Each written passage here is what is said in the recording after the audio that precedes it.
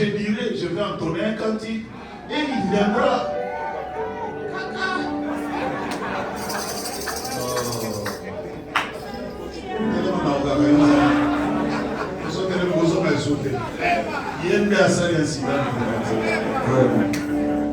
Alors nous allons nous tenir debout pour écouter le deuxième intervention.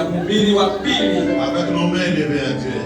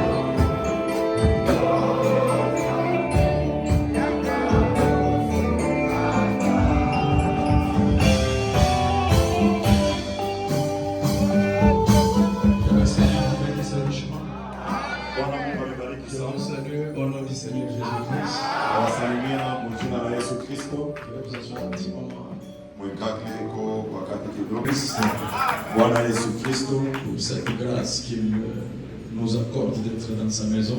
Et je voulais aussi remercier notre Papa Life pour cette marque de confiance, surtout cet amour qu'il ne cesse de marquer, de montrer envers nous.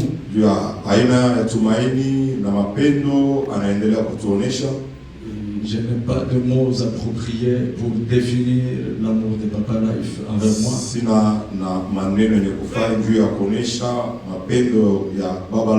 Ça n'a pas d'explication. Et je me vois très indigne de mériter cet amour. Je crois que c'est seulement la grâce de Dieu. Plus d'une fois, Papa Life m'a laissé dormir dans sa chambre à coucher. C'est au-delà de l'explication. Je ne peux que lui dire merci pour cela. Il est un bon père. Par la grâce de Dieu, il ne sera jamais déçu de notre part.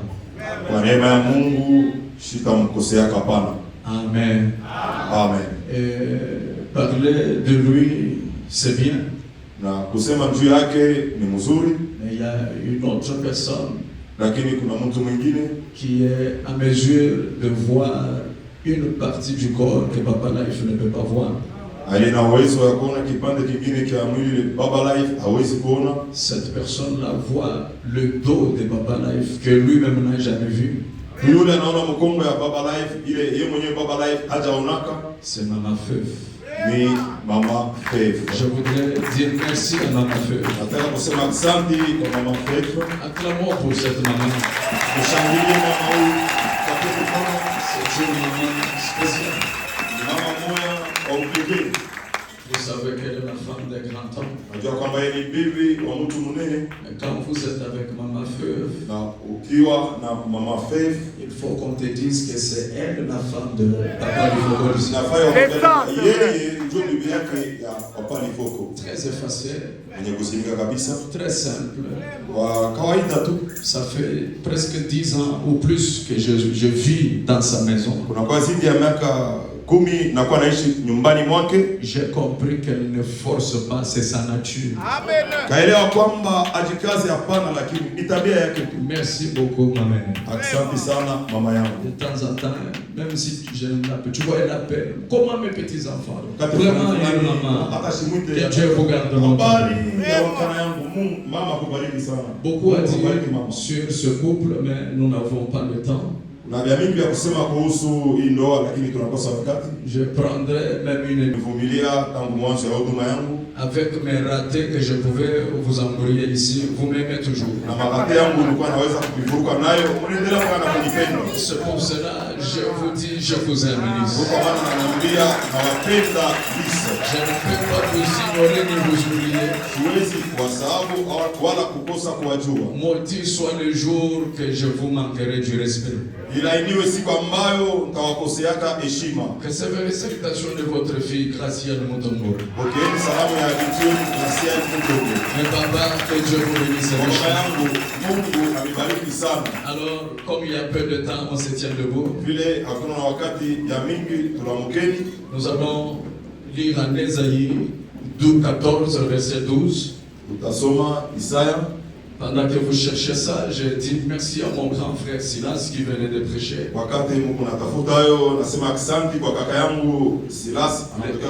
Le Seigneur l'a fait monter jusqu'à un niveau. Je prie là où le Seigneur l'a laissé là, qu'il me prenne à partir de là pour monter.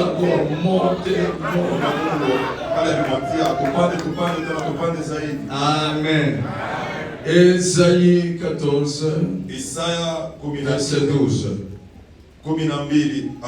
Te voilà monté, te voilà tombé du ciel, astre brillant, fils de l'aurore. Tu es abattu à terre, toi le vainqueur des nations. Seigneur Jésus, c'est avec tremblement de cœur et de corps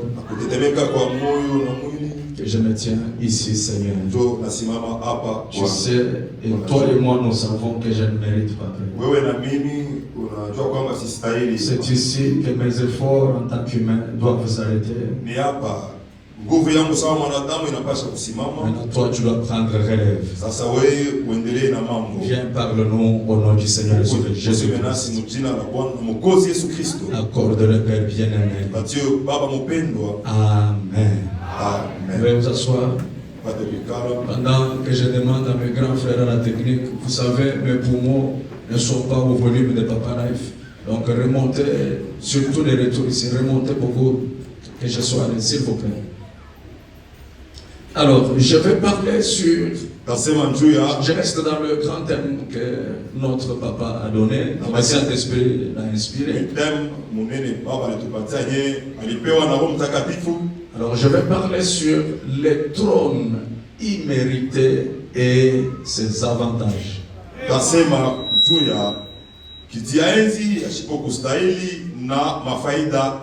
Je peux m'aider à saluer le voisin, les trônes immérités et ses avantages. Salut de gauche et de droite, salut les secourés. Dis-lui les trônes immérités et ses avantages. Amen. Que Dieu vous bénisse richement. Alors, je voudrais d'abord d'emblée vous dire que le mot trône, en grec, on l'appelle tronos. Tu peux répéter après moi, tronos. C'est comme ça qu'on appelle ce mot en grec. Et ce mot trône dans la Bible, il apparaît 176 fois.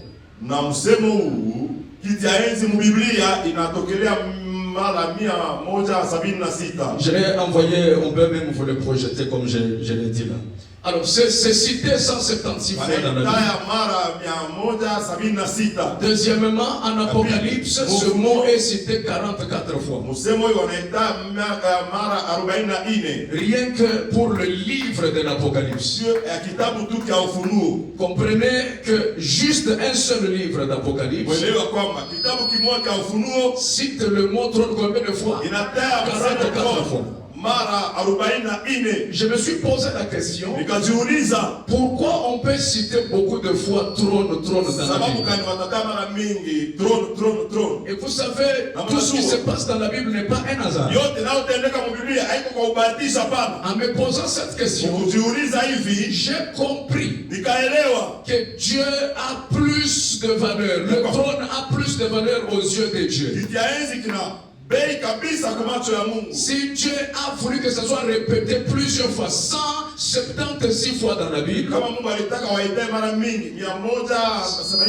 c'est parce que le mot trône, ou alors le trône, a plus de valeur aux yeux de Dieu. Tu peux le dire avec moi, le trône a plus de valeur aux yeux de Dieu. Alors l'histoire du trône, nous commençons depuis le ciel. Au ciel, il y a eu le trône. Il n'y en avait pas un seul. Il y avait le trône de Jéhovah. Il y avait aussi un autre trône que le même Jéhovah avait donné à l'un de ses anges. Et cet ange s'appelait Lucifer. Ma Bible dit, à un moment, Lucifer a commencé à convoiter le trône de Dieu. Au point qu'il voulait que son trône à lui, Lucifer, puisse aussi monter au même niveau que le trône de Dieu. Donc l'affaire de monter qu'on vient de nous prêcher, même Lucifer croyait au monter. Amen. Si toi tu ne crois pas à monter, comprends que Lucifer, lui, croyait déjà ça. Alors qu'est-ce qu'il voulait faire? Il voulait que son trône monte aussi au même niveau que le trône de Dieu. Et retenez le premier principe. Il ne l'avait dit à aucun ange. C'était un projet qui était dans son cœur. Il pensait dans son cœur qu'il faut que j'élève le trône, qu'il soit comparable ou au même niveau que le trône de Dieu.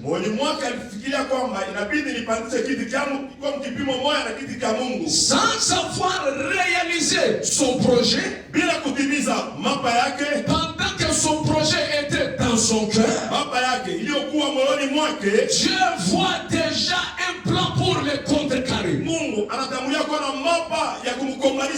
Est-ce que tu es avec moi? Prenons un peu Christ et le mystère de Dieu révélé.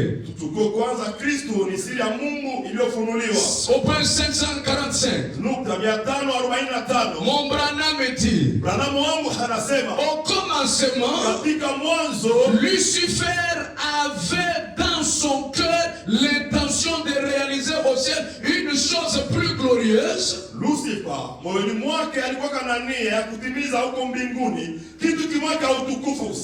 Comprenez que c'était juste l'intention, il n'a pas encore réalisé. Il n'a pas encore dit à quelqu'un. Dieu est dans son cœur. Alors il avait cette intention et plus brillante que Christ avait, le trône plus brillant que celui que Christ avait. Il voulait un royaume apparemment plus cultivé, plus beau, plus excellent que le royaume de Christ.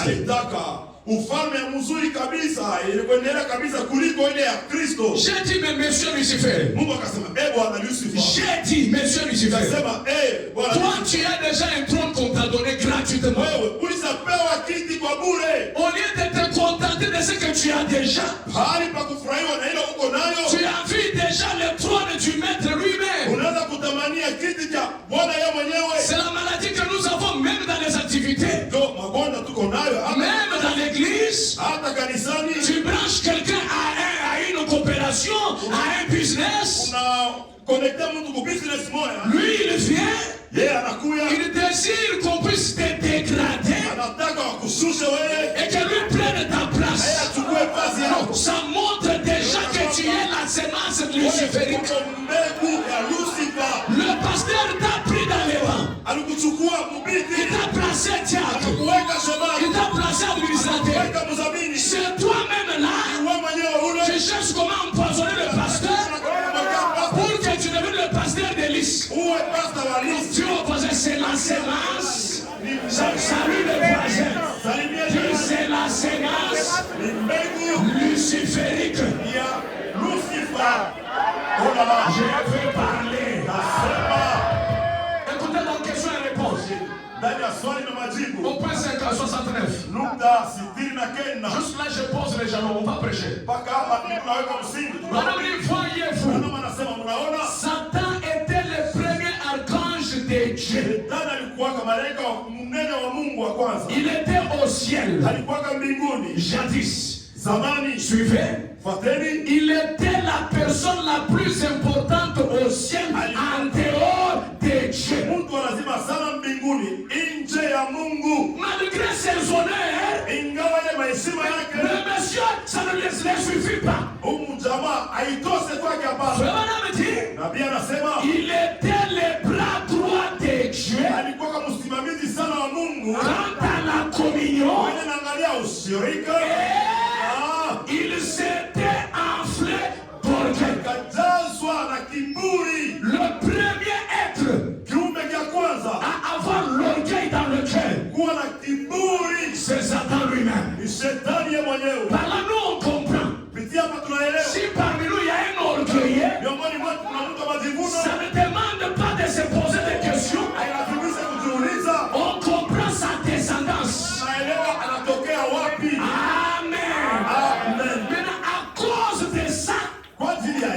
Dieu l'a dégradé. Apocalypse dit il fut chassé du ciel et précipité sur la terre. Pourquoi il a été précipité? Non pas parce qu'il s'est assis sur le trône de Dieu. Non pas parce qu'il a même touché au trône. Mais juste l'envie d'élever son trône et être comparable au trône de qui? De Dieu. J'ai dit, ton trône ne peut pas s'approcher de mon trône. J'insiste parce que je sais pourquoi j'insiste. Satan n'avait pas été chassé parce qu'il a touché. Non. Il n'avait même pas occupé le trône. Juste l'intention de rapprocher son trône au trône de Jéhovah. À cause de ça, aide-moi à dire aux voisins, juste l'intention. Salut même les boss qui ne veulent pas te saluer là. Lui ne sait pas que c'est avec toi que vous irez au ciel. Juste l'intention d'approcher son trône vers celui de Dieu. À cause de ça, Satan fut chassé.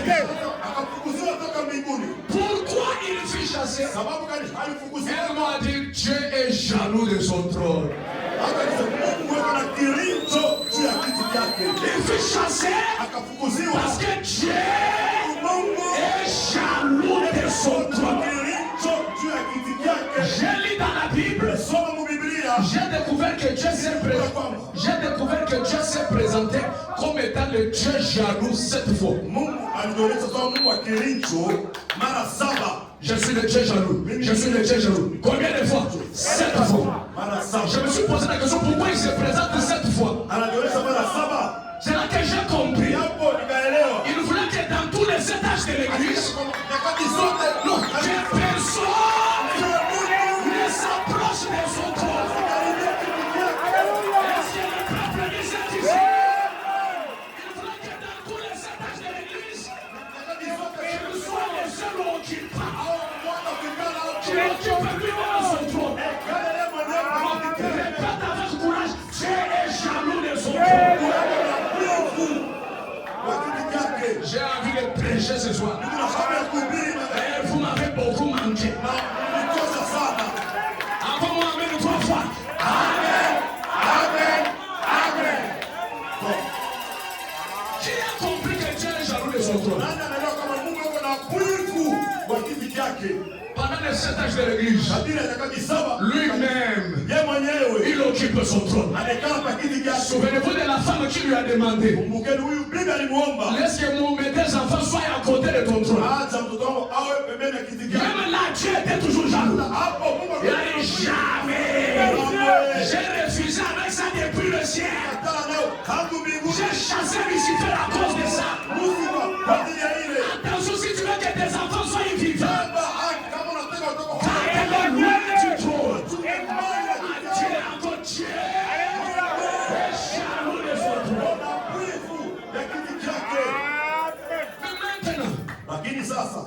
le Dieu le plus jaloux de son trône. Écoute ce qu'il donne comme promesse à une catégorie de gens. Apocalypse 3, verset 1. Que dit Dieu? C'est lui qui vaincra. Je le ferai asseoir avec moi sur mon trône. Comme moi j'ai vaincu. Et je me suis assis avec mon père sur son trône. Là, ça commence à m'étiquer. Je comprends pas Dieu. Il nous a prouvé depuis le ciel qu'il est jaloux de son trône. Et on arrive au 7e âge, en Apocalypse.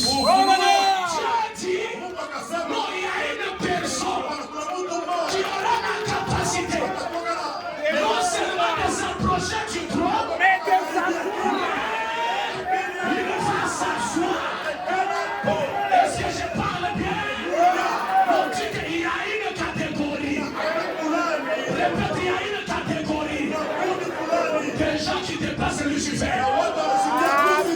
Il y a une catégorie des gens qui dépassent Lucifer. Le trône qu'on a refusé à Lucifer.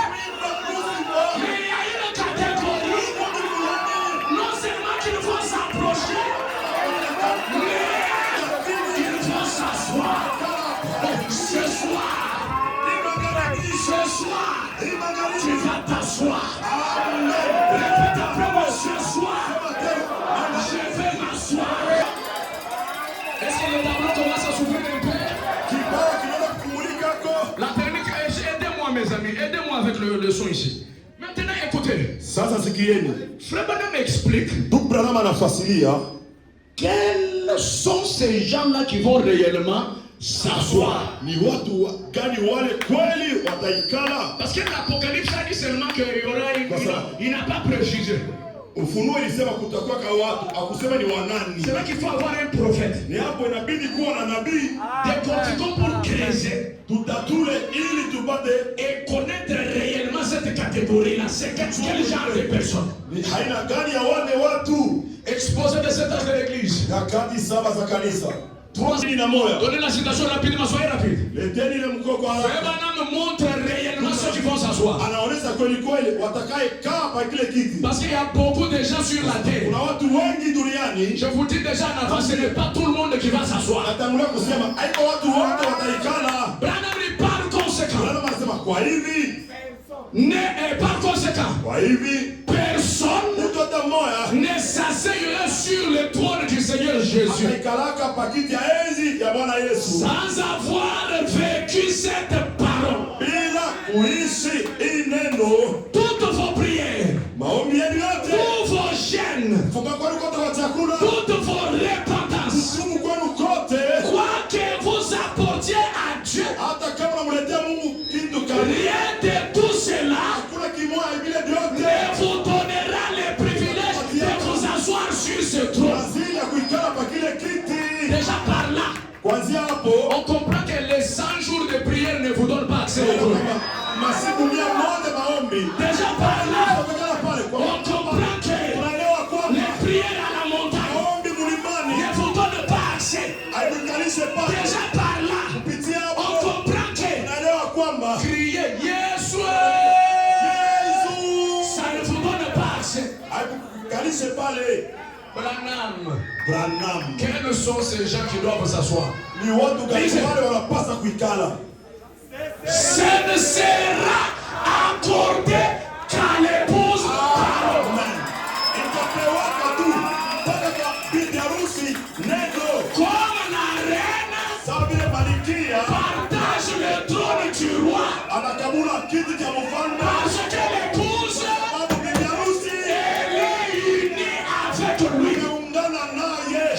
tu salues 3 personnes.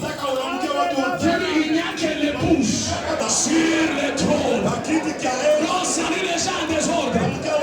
Il n'y a que l'épouse qui peut s'asseoir sur le trône. Maintenant, je pose la question. Est-ce que vous croyez qu'il n'y a que l'épouse? Est-ce qu'il n'y a que l'épouse? Maintenant, je pose la question.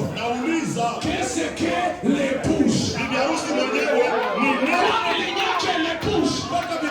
Cherchons à découvrir qu'est-ce que l'épouse. Qui va avoir la réponse? L'épouse, c'est ceux qui ont reçu la parole.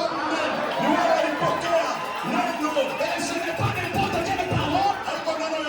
C'est ceux qui ont reçu la parole de l'œuvre rendue manifeste. Et qu'est-ce que la parole? C'est le message de l'œuvre.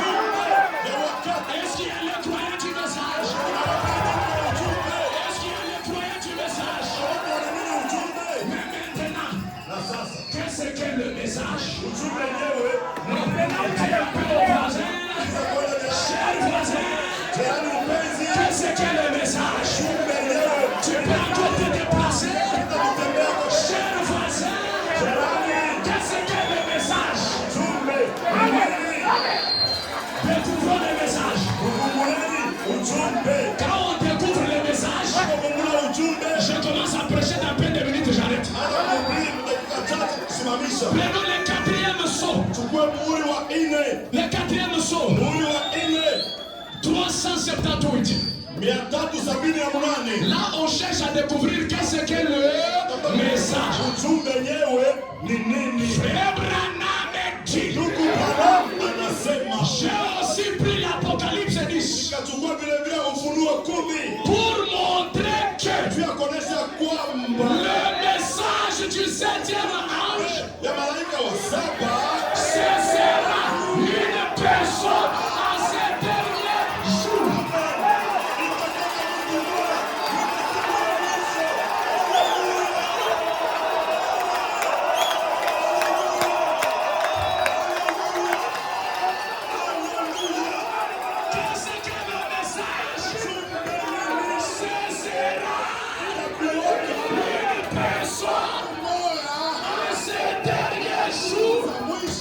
Qui sera la détection pour accomplir un ministère tout à fait semblable à celui d'Élie le prophète.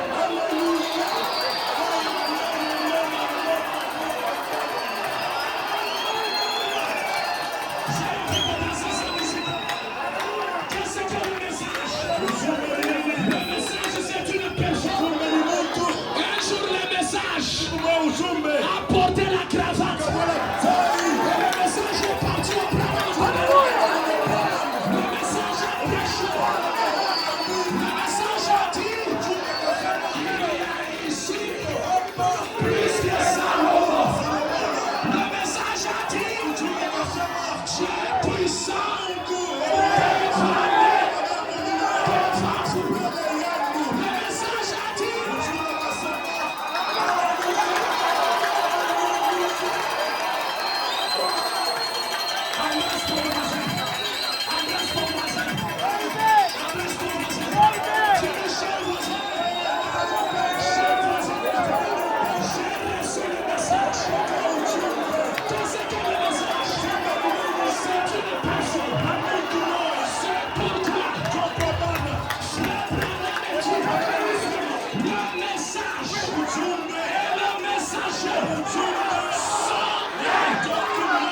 si vous croyez ça, vous avez la vie éternelle. Si vous croyez ça, vos péchés sont pardonnés.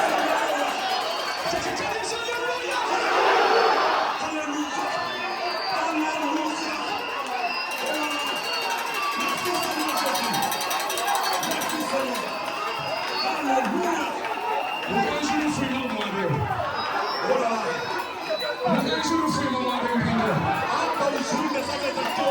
Si tu crois un homme, tu as qui le message? Le message dans un âge. Le message dans un âge. C'est le messager de l'âge. Et le message dans une église locale. Le message police. C'est l'infocondition. Le message dans ta famille. C'est toi. C'est toi. C'est toi. C'est toi. C'est toi. C'est toi.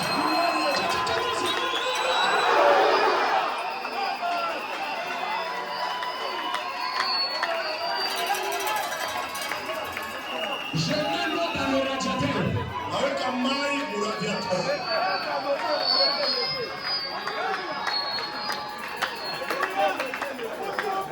Dieu va voir comme tu es debout là. Même ta vie se tient aussi debout.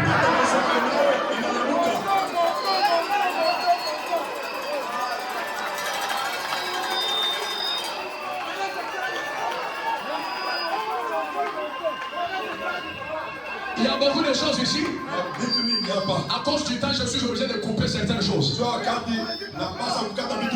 que papa Naïf m'a appris la ponctualité à la chair.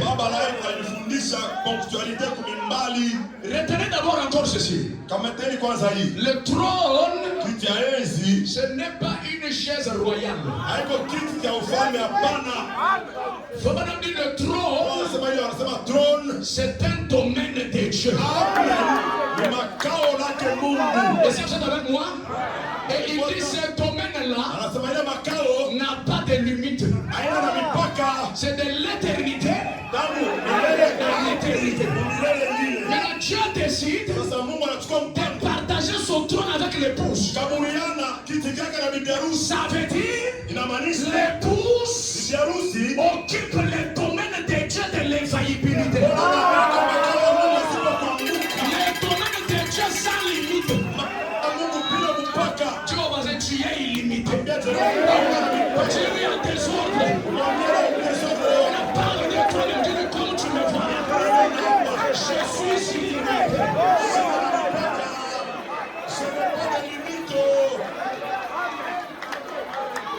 Je vous ai dit, je parle sur le trône et les avantages. Je saute beaucoup de choses, je vous donne les avantages pour qu'on arrête. Dis après moi, premier avantage. Dis le bien, premier avantage. L'incapacité de Dieu de vous abandonner. Premier avantage. Quand quelqu'un est assis dans le trône de Dieu, en ce moment-là, Dieu devient incapable de l'abandonner. Répète après moi, l'incapacité de Dieu de l'abandonner. Est-ce qu'on peut attaquer le premier avantage? Mon ami, donnez Ésaïe 54, verset 7. Version parole vivante. On y va rapidement. J'ai donné les versets, ça va être ce que je t'ai donné là. Donnez Ésaïe 54, verset 7. Version parole vivante. Je voudrais que tu suives ce que j'ai donné là. Verset 7, verset 7. Ah, ça va. Toi, tu es dans. J'ai dit verset 7, mon cher Wayne. Pourquoi c'est mon cher Wayne? Alors, voyons les capacités de Dieu. Là, on est au premier avantage. Je t'ai abandonné très peu de temps. Mais avec une grande tendresse, je vais te reprendre. J'ai envie de donner une bonne nouvelle. Si tes prières, Dieu n'exaucait plus. Ce soir, comme tu es assis dans son trône, Dieu devient incapable de t'abandonner. Verset 8. J'étais très en colère contre toi. Et j'ai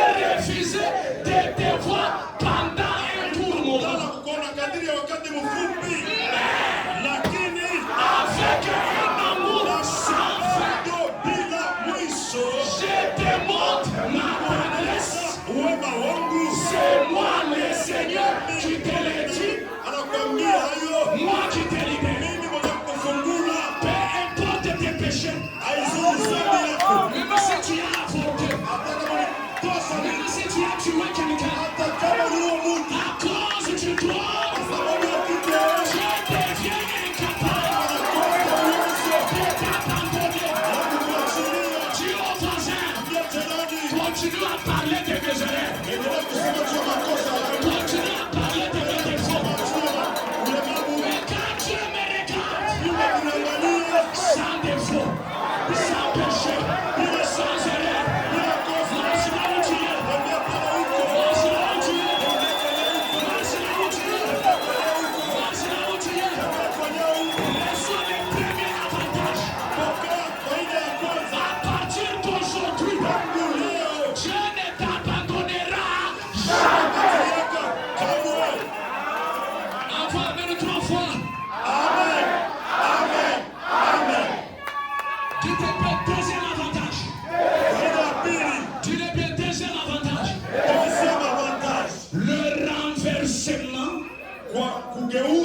de l'ordre des choses.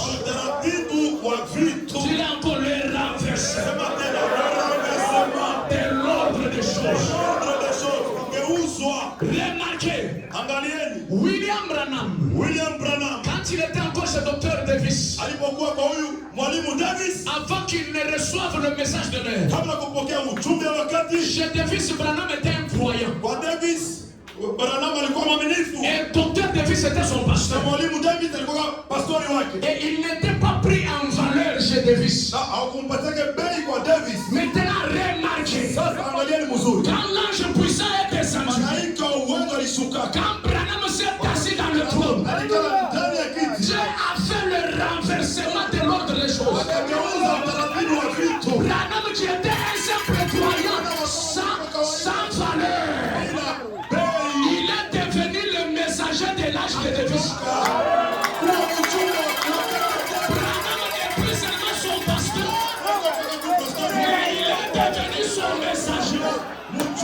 Ce soir, au nom de Jésus-Christ, à cause du trône, deviens le chef de ton chef. Deviens le chef de ton chef. À cause du trône, deviens le chef de ton chef. Cher voisin, tu ne me verras pas encore comme ça. Je te nomme DG. Je te nomme directeur. Je te nomme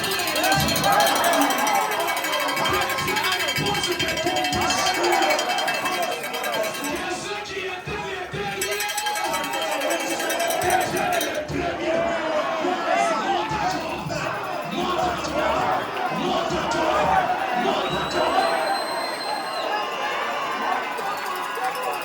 Deviens le leader de ta famille.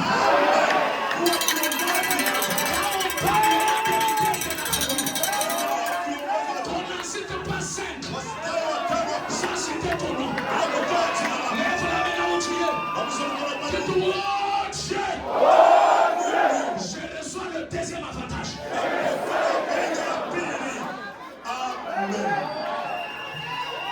Dis encore troisième avantage. Dis encore troisième avantage. La réception bénédictionnelle sans effort.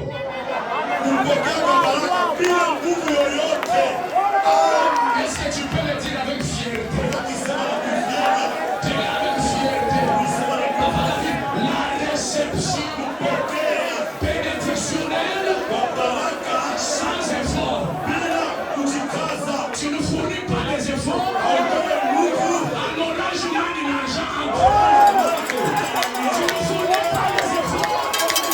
En MP, ça l'argent. C'est quoi ça? La réception bénédictionnelle. Est-ce que tu peux répéter? La réception bénédictionnelle sans effort. Amen. Dis-lui comme tu es debout. Dis-lui comme tu es debout. Écoute cette citation. Dis-lui ça, dis-lui ça, dis-lui ça. Comme tu es debout. Écoute cette citation. C'est l'un de notre avantage. Il y en a beaucoup. J'avais amené seulement 4. À cause du temps. Écoute dans là où la loi ou la grâce. Au point 52. Attaquez avec moi au 3. Il ne s'agit pas de ce que je peux faire. Il n'est pas question de savoir si je suis bon ou mauvais. Il est question de savoir si lui est bon. Ce soir, même si tu ne pries pas beaucoup, c'est sans effort. Même si tu ne gênes pas, c'est sans effort. Il n'est pas question que tu sois bon, mais il faut que Jésus soit bon. Laissez-moi donner la révélation. Le fer est fort. Le fer est fort. Mais le feu, le fond. Le feu est fort. Le feu est fort. Mais l'eau l'éteint. L'eau est forte. Mais le soleil est sèche. Le soleil est fort. Mais les nuages l'étouffent. Les nuages sont forts. Mais les vents les repoussent. Le vent est fort.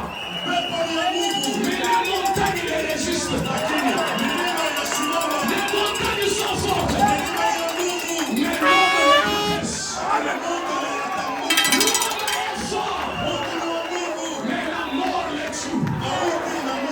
La mort est forte. Mais Jésus-Christ.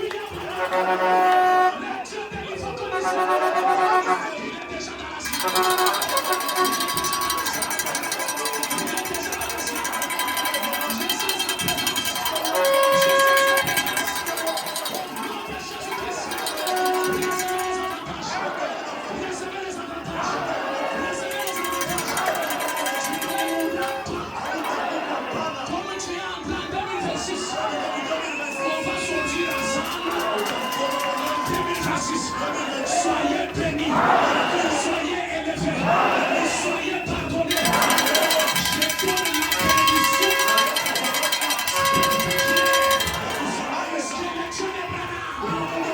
Élève pour des chacun.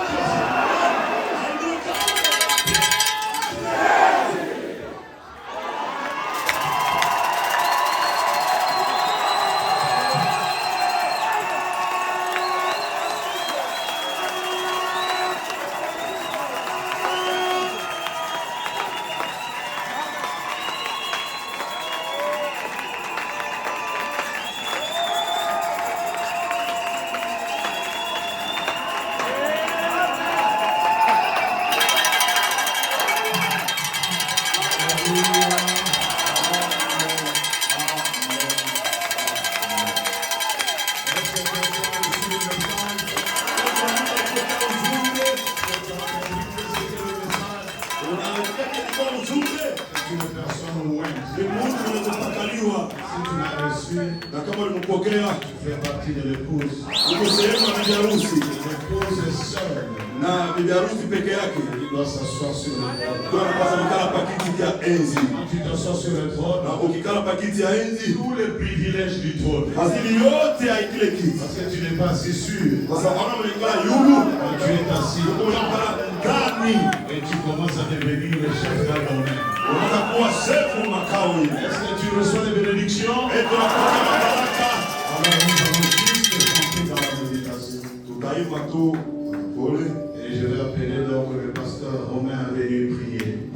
Pour la fin, donc nous allons chanter. Nathan, envoie-nous un peu Yesu Chidogo.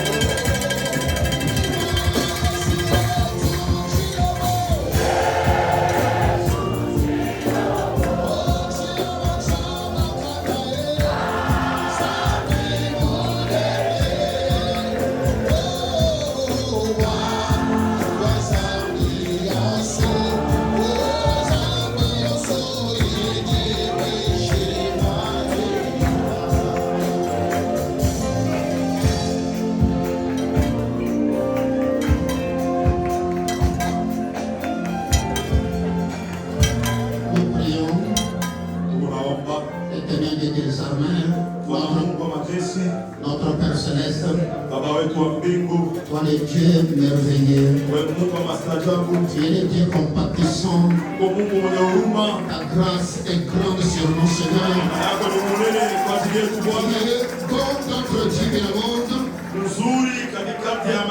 es le Dieu merveilleux, toi l'ange de l'Éternel, toi le soutien de nos vies, toi le créateur des cieux et de la terre.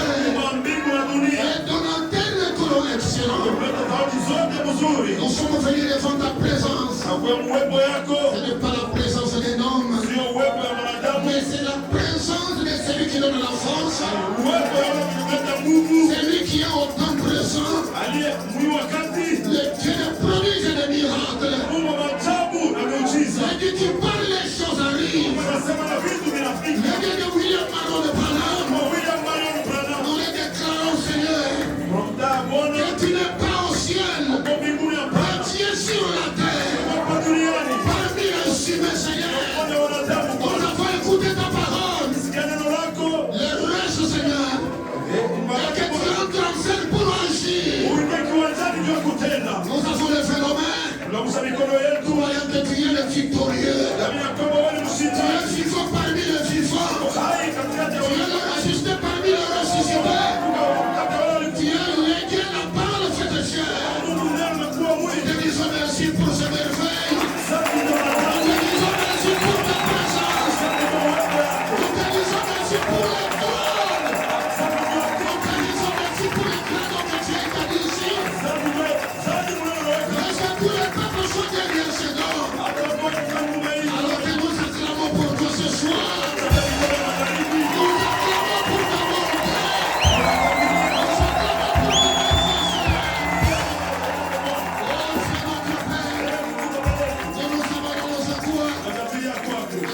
chacun de nous. Et la bénédiction céleste, la bénédiction du trône, la bénédiction de la couronne de fer, nous accompagne chacun de nous sur le chemin de retour. Et chaque personne dise, on est des disciples qui étaient sur les chemins. Lorsque tu nous parlais en chemin, on perd le prière par-delà de nous. À cause de la parole. Et chaque homme s'en sauve ce soir. À cause de ta parole. Et chaque pécheur sont pardonnés. À cause de ce message. Et nous puissions jubiler. Pour que la gloire puisse revenir. Merci pour la parole. Merci pour le message. Merci pour ce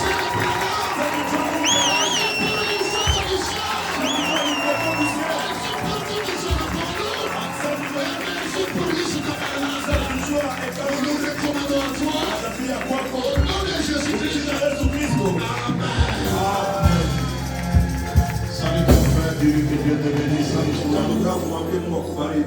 Salut ton frère, dis-lui que Dieu te bénisse richement. Mettez-vous debout, salut ton frère. Embrasse quelqu'un, dis-lui que Dieu te bénisse richement. Amen. Amen. Rapidement.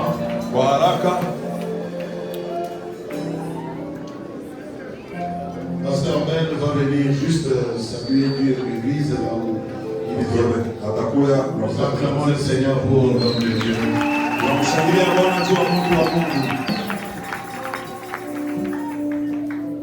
Que le Seigneur Jésus-Christ vous bénisse.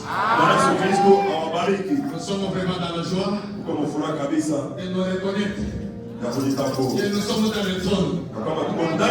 Que le Dieu de Branham puisse bénir aussi notre papa pour cette inspiration. C'est très profond. Je crois que ça doit mener un grand réveil dans cette vie. Dieu le bénisse richement. C'est vraiment dimanche, tout d'abord, avant que je l'oublie. Tout le monde doit amener le Malala.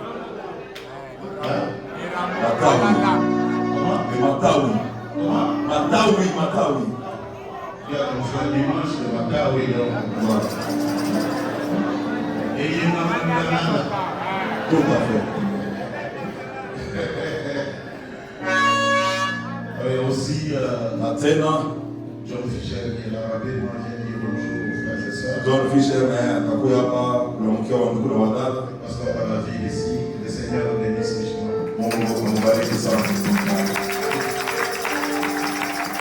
Que le Seigneur vous bénisse. Ministre Tabernacle, que Dieu vous bénisse.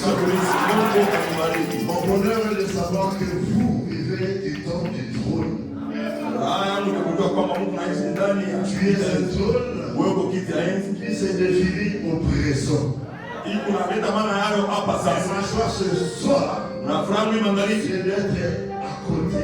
Tu n'as pas compris. Ma joie ce soir, c'est d'être à côté du trône. L'autre fois, j'étais ici. Je vous ai salué. Et je vous ai dit que je suis venu me connecter au trône. Et marqué même dans le monde, il faut nous dire que c'est un profil spirituel. Même dans le monde, il y a des trônes. Il y a le président de la République. Il y a le gouverneur. Il y a le maire de la ville. Chef du quartier. Et chef d'avenue, chef de rue. Et même dans le spirituel, il y a le Seigneur Jésus. Il y a le Saint-Esprit. Il y a aussi ton pasteur. Alléluia. Et ce soir, j'aimerais vous saluer avec un témoignage. Ne vous habituez pas avec le trône. J'étais venu me connecter avec le trône. C'est aussi une surprise pour lui. Regardez ce que le trône a produit dans nous. Je vous avais dit que qu'il sera béni dans cette ville. Quand nous étions dans son église. Tout à fait. Et voilà, les fruits ont commencé. Matunda yoyi inaanza. Et puis mon frère, mon ami, Kisha kwa ndugu yangu, rafiki yangu, a commencé les batailles depuis très longtemps. tunaanza naye vita tangu zamani sana. Il vient de Paris pour se réunir ici. Anatoka kwa Paris ndio ile kusanyiko. C'est le pasteur Robert Nzundu Kiungu. Ni pastor Robert. Viens saluer tes frères. Kuya unaingie kwa ndugu yako.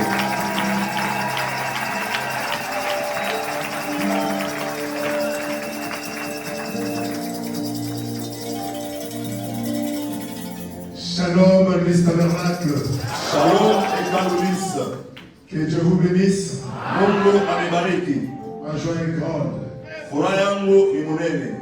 de voir qu'après plusieurs années, Ona kwamba baada ya miaka mingi le pasteur est passé plusieurs fois dans mon église à Paris. pastori alipita mara nyingi sana mkanisa yangu Paris kuhubiri.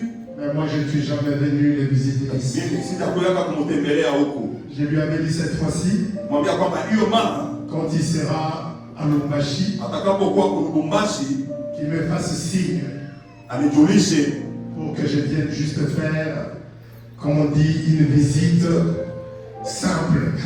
ili nipate kuwa kufanya wanasema kutembelea watu wa kawaida. Que Dieu bénisse Pasteur Life.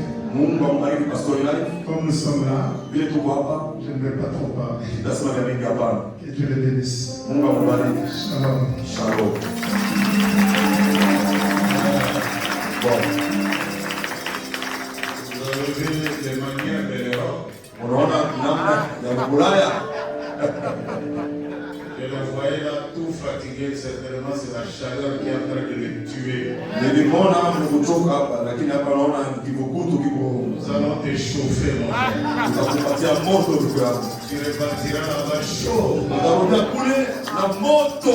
Nous sommes des Daniel, non? Si tuko Il y a le feu, mais on ne se consume pas. moto lakini Nous ne sommes pas même bien quand il y a la chaleur. cheto shia mzuri hata kama uko kivukutu. Alors, je voulais demander à l'église, s'il vous plaît. Penda kuomba kanisa tafadhali. Ça a été annoncé, la réunion devait avoir lieu aussi demain samedi. Walitangaza kwamba mkusanyiko itakuwa kwa siku ya Mposho, Mais nous arrêtons la réunion de samedi. lakini tunasimamisha mkusanyiko ya Mposho Que ça me permette aussi ili niruhusu vile vile de répéter avec les jeunes gens. nipate kurepete na wa vijana. Demain samedi, Kesho Mposho reposez-vous. mpumzike, Allez chercher la cravate dans les tombola. ndio katafute tai kule Kongo, Repassez bien votre veste. koma mzuri mkoti yako, Et le dimanche, venez te réjouir avec moi. na siku ya Jumapili mkuye kufurahiwa pamoja nami. Et ce que Dieu a fait pour moi. Jua kile Mungu alinitendea Comment votre Dieu m'a gardé. na namna gani Mungu wenu alinichunga. Pour les manœuvres, pasteur Robert, Muulize Pastor Robert, tout le monde posait des questions. watu wote walikuwa wanauliza Qu'est-ce que les examens ont donné? maexamen inasema kwa nini, Qu'est-ce qu'on a dit? wanasema kwa nini. Et quand je leur ai dit, Wakati niwaambia tout est sous contrôle. yote ko chini ya Il uangalizi, va bien, on a commencé à se réjouir. yote ni sambamba, tukaanza kufurahiwa kule. J'ai fait un concert à Pointe-Noire. Nilifanya concert kule kwa Pointe Noire Et ici encore, nous allons le faire. na huko vile vile tutaifanya. Et on commencera avec les cantiques qui met tout le monde mal à l'aise. Tutaanza na wimbo yenye kufanya kwa watu wasikie bien pale. Inspiration. Inspiration. Oui. Wanakatana shauri yake. Encore une fois, tous et à toutes. Lakini kwa wote, shalom.